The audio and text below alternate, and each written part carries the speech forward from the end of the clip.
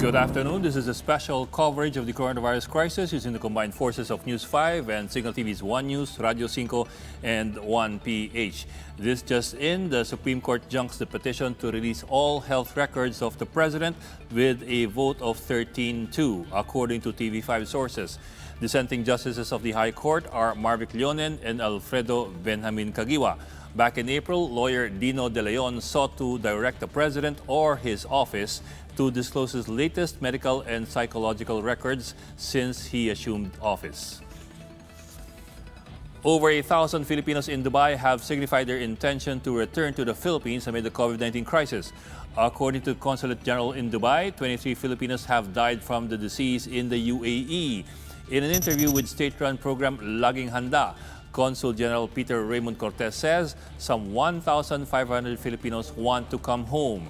Cortez says they will prioritize the repatriation of tourists since no further clearance is needed for their departure.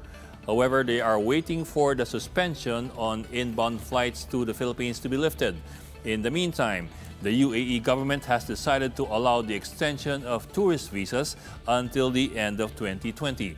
As of today, COVID-19 infections in the UAE have reached more than 16,000, while casualties in that country is at 165. The local government of Valenzuela City has included overseas workers and returning residents in their mass testing efforts. Overseas workers and returning residents will undergo an RT-PCR COVID-19 swab test and a mandatory 14-day quarantine in Valenzuela City Hall. According to officials, the city is able to test 100 specimens per day with the help of other partner laboratories. Now, based on their records, Valenzuela has 132 confirmed COVID-19 cases and 8 deaths due to the virus. Navota City Mayor Toby Chanco warns the public of a third wave of COVID-19 infections if ongoing community lockdowns are lifted after May 15. In a Facebook post, Chanco explains that the country is currently experiencing the second wave of COVID-19. He insists that the first wave already happened back in January when a Chinese tourist from Wuhan tested positive for the SARS-like disease.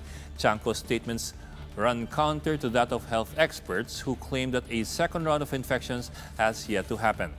Metro Manila mayors will meet tomorrow to come up with a recommendation on whether to lift or extend the ECQ in the National Capital Region. COVID-19 cases in the country have reached more than 10,000, more than half of which come from Metro Manila. The Civil Service Commission has made available multiple alternative work arrangements for government agencies. The Commission issued a resolution listing the guidelines for implementing alternative work arrangements with strict quarantine measures are enforced due to the COVID-19 pandemic.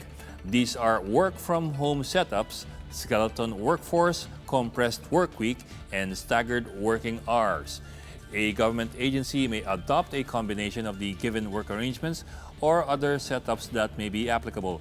The CSC will also require government offices to implement precautionary health and safety measures before gradually resuming their operations. And that's the latest on the enhanced and expanded community quarantine. For more updates, follow News 5, The Philippine Star, and Business World Online. I'm Ed Lingao. We are One News.